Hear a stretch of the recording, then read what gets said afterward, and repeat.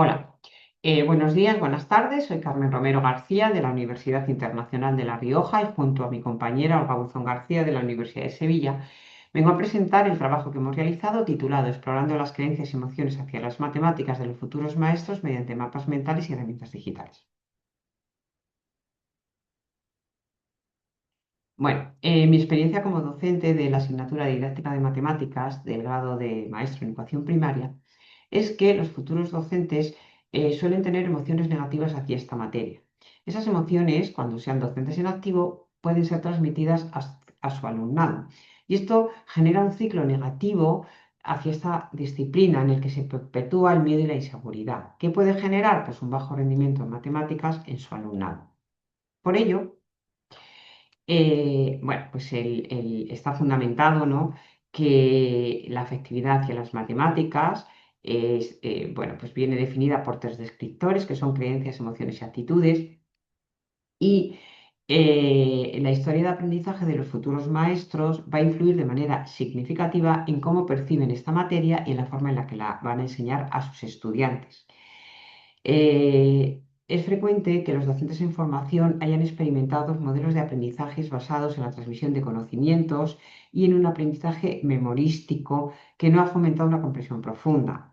Si a esto añadimos que además a veces enseñan las matemáticas de manera decontextualizada y sin conectarlas con su aplicación real, pues suele darse una relación cíclica entre estos tres descriptores, es decir, empiezo a tener creencias de materia difícil, no soy buen aprendiz de matemáticas, no se me dan bien. Cuando me enfrento a las tareas, que suelo experimentar emociones negativas. Esas emociones negativas, a su vez, refuerzan las creencias. Si persisten esas emociones, se genera un estado de miedo que se llama ansiedad matemática y nerviosismo, que va a generar una actitud de cuando yo me enfrento a una tarea de evitación de la tarea, de no lo quiero hacer, ¿vale? Entonces se genera ese ciclo. Em, los programas por esto, ¿no?, para evitar esto, los programas de formación deben incorporar prácticas educativas basadas en las metodologías activas y eh, intentar que realicen actividades que les permitan analizar y reflexionar sobre su relación con esta materia. En este sentido, los mapas mentales se presentan como una herramienta visual, efectiva y creativa que puede permitir presentar la reflexión que hacen los futuros maestros sobre cómo ha sido su historia personal y su afectividad hacia esta materia. En base a todo lo argumentado, los objetivos del trabajo son que los estudiantes, los futuros maestros, reflexionen sobre creencias y emociones hacia las matemáticas y que lo presenten de forma original y creativa mediante un mapa mental, evaluar los mapas realizados según diferentes agentes evaluadores, analizar la satisfacción del alumnado con la experiencia de aprendizaje y también las emociones experimentadas. La metodología utilizada ha sido un enfoque mixto, cuantitativo para analizar las calificaciones, la satisfacción y las emociones, y cualitativo para analizar las reflexiones que acompañaban a los mapas y la pregunta abierta que se incorpora en el cuestionario sobre satisfacción. En cuanto la muestra estuvo formada por 40 estudiantes que cursaban la asignatura didáctica de matemáticas del grado de maestro en educación primaria en la Universidad Internacional de La Rioja, que es una universidad completamente online. El 90% fueron mujeres con una edad media de 36,65 años. En cuanto al procedimiento, se diseñó una actividad que se desarrolló a lo largo de 2 sesiones virtuales de 90 minutos en la plataforma Adobe Connect y se les planteó a los estudiantes que realizaran un mapa mental con imágenes, ¿vale? Se utilizó la herramienta Jamboard, de manera que en la primera página estaba el mapa mental con imágenes y en el segundo eh, mm, una explicación de la historia que habían presentado mediante imágenes. Los mapas fueron compartidos para que estuvieran a disposición de todos los estudiantes mediante la herramienta Wakelet.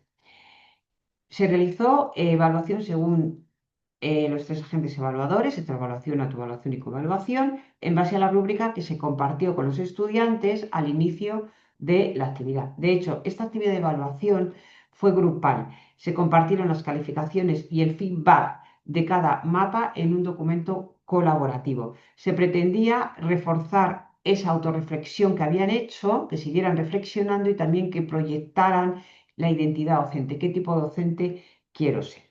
Como instrumento se utilizó una rúbrica para evaluar los mapas con 5 indicadores referidos a la profundidad de la historia, a la reflexión, reflexitividad, a la representatividad, a la creatividad y a la originalidad. El cuestionario que se utilizó se diseñó ad hoc, tiene 3 dimensiones, una para determinar las características sociodemográficas de la muestra, otra de satisfacción con 5 indicadores y otro para ver las emociones con 20 ítems, 10 de emociones positivas y 10 negativas. Todos los ítems se contestaron según una escala Likert de 1 a 5, 1 en completo desacuerdo, 5 completamente de acuerdo. Y el alfa de Cronbach fue de 0,92, con lo cual lo consideramos fiable para la finalidad con la que se había diseñado.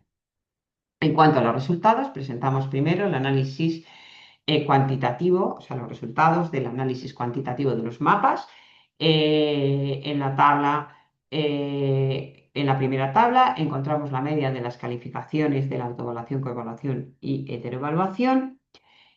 Como vemos, las calificaciones en general fueron elevadas y viendo las diferencias que había, hacemos un análisis de varianza de medidas repetidas mediante una ANOVA para ver si estas diferencias eran significativas.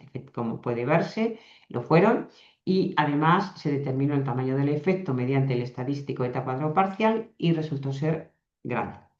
Posteriormente, para identificar entre qué pares de evaluaciones existían diferencias significativas, se realizó un análisis post-hoc utilizando la prueba de Tukey. Los resultados indicaron que las calificaciones de la heteroevaluación fueron superiores a coevaluación y autoevaluación y las calificaciones en coevaluación superiores a la autoevaluación, siendo estas diferencias significativas. Es decir, que los estudiantes cuando se autoevalúan son mucho más estrictos. En cuanto al análisis cualitativo, se presenta en primer lugar el análisis de todas las reflexiones que acompañaban a los mapas.